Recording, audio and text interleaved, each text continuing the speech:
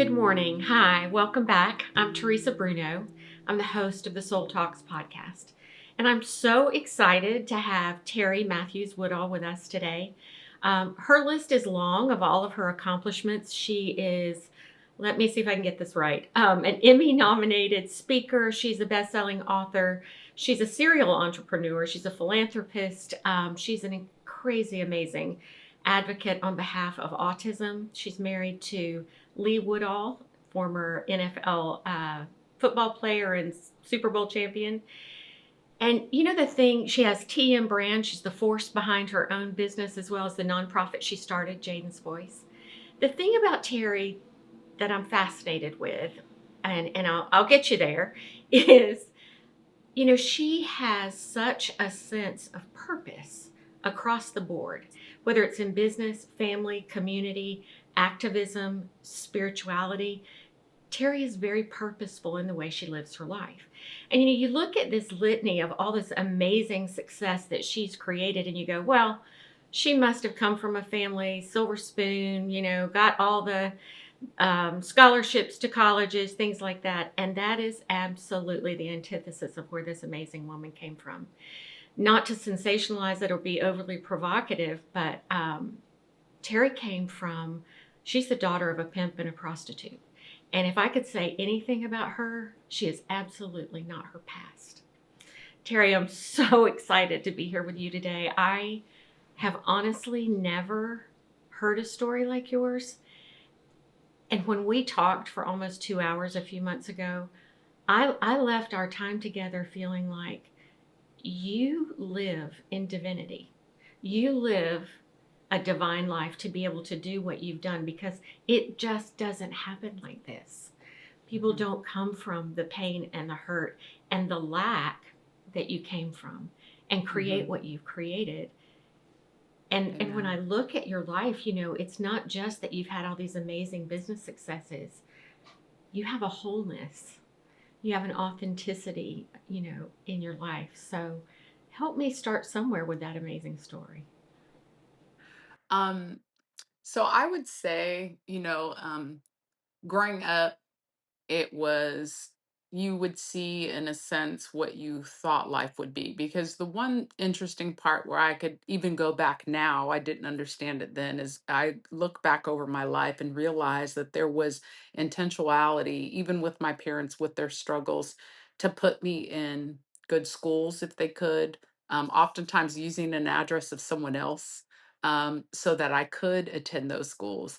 Um, and the reason why I'm starting kind of at that point is because when you think about your life at a young age, you can think about all of the challenges that were in it. But I like to see the hand of God in favor. Like He gave common sense to my parents to make sure that, hey, we may not live in this particular space, but we know someone who does, who's willing to allow us to use their address, whether it was right or wrong. The point was, is that they made sure that I had exposure to something else than what I was exposed to, and I definitely believe that was the hand of God in their own life. Um, I also have been able to forgive and have understanding and grace, because when you understand, I don't think my parents were intentional about wanting me to experience the things that I did. I think that they went through addiction. I think that they had their own struggles growing up. And once you realize people can only give what they've been given, right? And so it has allowed me to look back over my life and not be a victim, but realize I was a victor. Then, when I also recognize that God uses the very things in our lives to be a training ground, right, of who He has already said that we are, because the Bible says, "For I knew you before you were in your mother's womb," right? So we were already seated in heavenly places before we were here. I don't care how we got here, had to be spoken into existence by God. And He knew then that I would come through these particular situations. He also knew what He intended for my life to be and how He wanted me to operate in purpose and how He would equip me. We don't get to tell God what that equipping looks like. And so I won't say in my younger days that I have that understanding. Quite honestly, in my younger days, I thought life was unfair. I didn't choose my parents. I didn't choose these situations. I felt like I was dealt a hand that was already losing. especially when you don't get to go back to the deck of cards and change your cards out, and so for me that was the challenge. But in hindsight, now that I as I look back over my life with more spiritual maturity and wisdom and understanding and knowing who God is, and what he has done, then I recognize now that those situations that I was in was actually my preparing ground. It was preparation for a purpose that was far beyond my neighborhood, far beyond the city, matter of fact, globally and into the spiritual realm. So I'm grateful at this point in my life. So, That's amazing and incredibly beautiful. I have to say, you frame everything up in your relationship to God and what you believe God intended for you to be and to come through the circumstances, the rough hand you were dealt.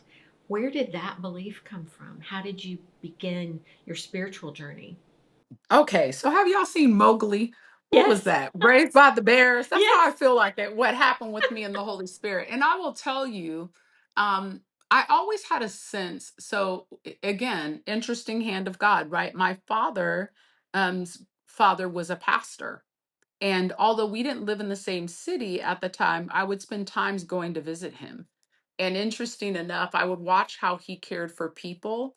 I would also watch how he cared for us. I mean, I was so young and in need that my grandfather would send money through Western Union. So I literally walked, I would walk, and I had no idea. I wasn't even old enough to get one.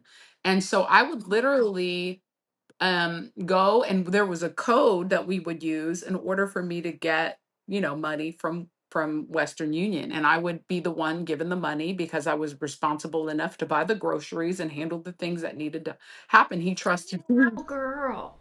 Yeah, a little girl. And when I say little, I'm like elementary school.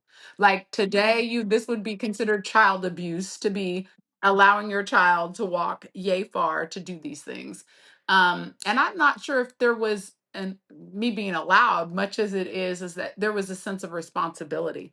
So what's interesting to me about how my life was interwoven was um my I had a relationship with God. I knew God, but it was not where it is today, right? And it would take certain situations in my life for me to see the hand in favor of God. I am where I'm at today, and we all still have struggles, right? It's even like death. We know the Bible says to be absent from the body is to be present with the Lord, but it doesn't take away the grieving, right? We still grieve a person that we lose. But the thing is that what was interesting for me was um my relationship with the Lord. He would allow certain situations in my life because the Bible says he causes or allows. So he allowed certain situations or he caused certain situations in my life where I at an early age would begin to depend on him. Right? I would know that I know that I know, and I'm not trying to over spiritualize this, but I feel like when God talks about caring and loving his kids, he knew that I was a child. He knew that there were certain things as a child that I lacked. Um, when I honestly look back, I can see the things that he kept me from because it could have been a lot worse. Sure, I went through homelessness. Sure, there were times of food insecurity, but he always created a way. Um, And the more I gained relationship and understood who God was and see that he created a way, I could look back over certain situations in my life where I would reflect, that rear view mirror. I'm looking forward, but I can briefly look back and I could look back and say, "Oh my God, you were in this. You were in the lines that I had to stand in to get free food. You were at the welfare offices that I was standing with my mom to get a voucher in the morning, to sleep at Motel 6. You were at the school places that maybe I was the only person in a sense who showed up because my parents weren't available, for back to school night. You were in the room that I was molested in. I can look back and see that I was never really alone. And let me tell you, the trick of the enemy is always to make you feel shame and blame in these situations. He wants you to see them from the perspective of you were never loved, you were never cared about. Um, There was no plan for you. You were never enough. You're not worthy, right? And if we allow the enemy to use that, that's exactly what he'll do. And I thank God that it took these hard situations. And the more I got to know God, my story is not really any different than a lot of people. Now, it's a combination of a lot of people in the Bible. I'm like, well, am I David? Am I Lydia? Am I Martha? Am I Mary? Am I like, Am I I'm Esther? Am like, I Ruth? Yeah. am I Joseph? Am I Ruth? Am Right? I Like, Job? am I Esther? Am I Job? Yeah. Yes. So I feel like there has been seasons of in all of these stories. Am I Solomon? You know what I mean? Where he's given me wisdom, for things, and because of me asking for wisdom, he's blessed me in other ways. Like I wanted him more than I wanted the things. So I would say to you that I didn't just arrive here. It was intentional situations that occurred in my life that gave me a chance to experience God's greatness, right? And even through divorce, like, and through death, through diagnosis, we can't say we believe something. It's hard for us to believe in something we don't even see. So it takes something for us to experience something in our life so that we can see the hand and favor and what God kept us from. And the enemy will keep us on the hard stuff, the yucky stuff, the embarrassing stuff. But God will keep us focused on where he was in our story.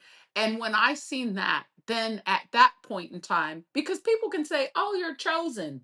All are called, few are chosen, right? And so the thing is like, how do you know when you're called and when you're chosen?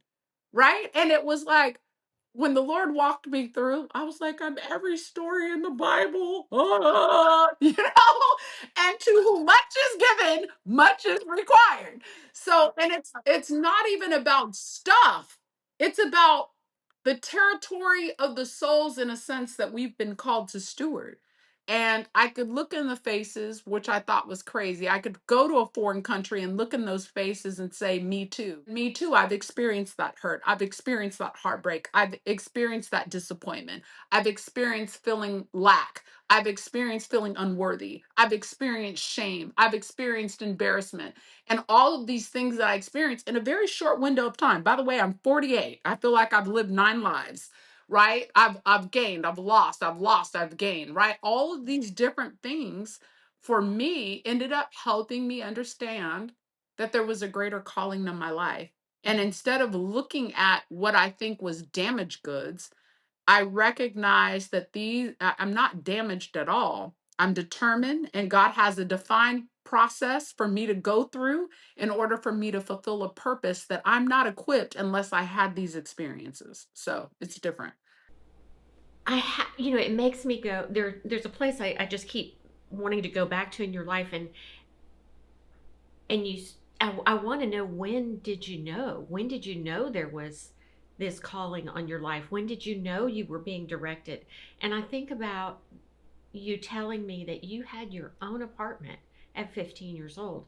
Not only did you have Hmm. your own apartment, you were fully supporting yourself. Yes. I mean, Yes, I was. how does was that Teresa, a you pivotal? remember the whole story. I hope so. How does, first of all, that's just kind of crazy making in our minds. How does a 15-year-old support herself well enough to afford an apartment and to still stay in school? Yeah. Was there a And moment college, by the way. in I was college, also in college. and you had a baby at 18, and I think you had Yeah. your first really successful business at 21? Is that timeline right? Yes. Okay. Yeah. So where was it in that, okay, I have nowhere to live, I'll get a job and find a place to live? Where was it that you went, I'm called to something, I believe I'm enough, I'm going to overcome this, and I have a right to overcome it? I mean, when did that begin to sort of take hold inside you? So I want to answer going back. But I want to say this, and my hope is that this will give women some level of freedom. I think we're always questioning ourselves. I think the thing about it is that as we continue to journey, I have confidence and stronger faith, but there is always something that the enemy is shooting at me. Don't get it wrong, right? Like every day I'm having to renew my strength in the Holy Spirit. Like, oh, whoa, am I really called to this, God? Can I really do this thing? And I have to reflect sometimes. I have to look in that rearview mirror. I don't drive in the rearview mirror. I drive with the windshield because it's bigger and broader and it's before me and I can see a lot more things. But I have to remember to reflect, oh, God brought me through. I can, right? Or I'm equipped, or I am enough. So I think as women of God, especially where we're called to serve, wherever we're called to serve, ministry, home, business, a combination of all of it, whatever it is that we're called to do, the enemy is always going to be attacking us at our core because he doesn't want us to fulfill the plan. He can't stop the plan. Very similar to Eve, he didn't do anything except for cause doubt, right? That's all he did. He didn't force her, he didn't put a gun to her, he didn't threaten her life, nothing. He just caused her enough doubt. And the enemy is always, it's going to be the Bible says there's nothing new under the sun. So, Teresa, he's always going to attempt to cause doubt. I don't care how strong in faith we are. We know Jesus right now, you and I. Preach. I'm sure when you started this podcast, it's like, hey, can I do this thing? You know Listen, what I'm saying? I started this podcast anonymously because I had been canceled on social media and I was so timid about coming back out into the workforce and the world. And yet I did feel such a calling to make sense of the tragedies that had happened to me. But I started it in anonymity. I mean, that's how, that's all those feelings of I'm not enough, I'm not worthy enough, I can't make it, I won't be loved, I won't be accepted, all that stuff. And Terri, when you're acceptance. When you're in the middle of saying this, I'm smiling because I was reading, I don't know, all kinds of articles about you. And there's this one article where you're talking about exactly this very thing and, how the enemy is always attacking and doubts coming in. And you had already built this amazing business before you ever even met Lee Woodall. And people would say to you, well, yeah, you had a leg up. You had all of his contacts. And you're like hands on the hips. I was in Forbes magazine as top 50 women to watch before I ever even met that man. And you know what? It wasn't ever to take away his shine, Teresa, but it was honestly because I did not want anybody to take away what God had done. I wanted them to know that I am here because of Christ, because his hand and his favor, because had the enemy had his way, at 3 years old, I would have drowned. At 17 years old, I would have either been paraplegic or been killed in a car crash that I wouldn't even drive in the vehicle. A girl hit a city bus 70 miles per hour and sent us across 4 lanes. Time after time after time, the enemy has worked so hard to pull me out of the earth. And anytime something of that nature is working that hard against you, you have to be called for something. There has to be something great on your life because if you believe that there is a God who sees, knows everything, and when you think about the story of Job, it wasn't the enemy who said, Job, God said, have you tried my servant Job? It was God who offered Job up. Okay? It wasn't the enemy that says, I'm going to pick on Job. It was God who said, have you tried my servant Job? So it helps me embrace challenges differently because I know, one, that if God has caused or allowed it, he will finish it. I'm already victorious. His hand is in it, and nothing can happen to me that he hasn't said it's okay. Right? And if he said it's okay, when you really think about that story, in it, there was an intention that God had. Job lost his children, his money, his friends, his spouse, everything around him, his dignity. I mean, emotional intelligence. I mean, all kind of stuff. But it was something so deep rooted in him that God cared enough to squeeze Job to get that thing that was out of him, out of him, so that he would be formed more in the image of Christ and he would fulfill a plan that Job had no idea. Now, you're saying, well, gosh, if I lost all my kids, I'm not sure God said that even when he replaced Job's kid, they looked better than the first ones. I didn't even know that was possible. I mean, think about it. We miss all that part. You know what I'm saying? I'm like, I don't know how I would feel like, well, my little boy Levi was cute. Now I got a cuter version of Levi. You know what I mean? But I can't even manage all that. I can't manage all that. And how did he not go to the crazy house? How did he not live on the edge of scarcity? Because think about it, Teresa, when we're in certain situations like that, I've had losses. I know that you've had losses. Many women or people who are listening have had losses. Having a loss will put you on the seat and edge of scarcity. Even once you come back around and you're successful and you trust and believe God and you know all the etiquette words and biblical scriptures, the truth of the matter is faith. But we have to also have hope, right? And so we sit on the edge of our seat because it's like, what if we lose another kid? What if we get another diagnosis? What if this marriage doesn't work out? What if we lose our money? Like, the enemy keeps us in that. And we have to learn to heal. And it amazes me that we never seen Job do that. We never seen Job go back and wish that the other situation would be different. He never did that. That's a He very true thing. embraced I've and never heard that accepted. sermon.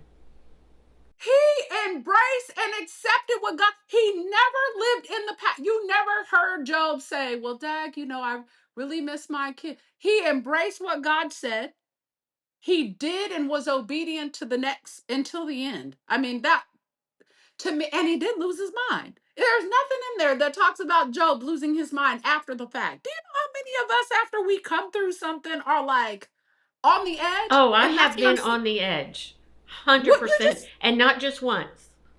1000, me too. And so I think the challenge too in our community, the Christian community, we don't share these things. And people are looking at themselves thinking they're crazy because they're going through these feelings. If you're listening, you're not crazy. Next week, Terri shares how she had an apartment at 15 and a business by 21, guided by faith.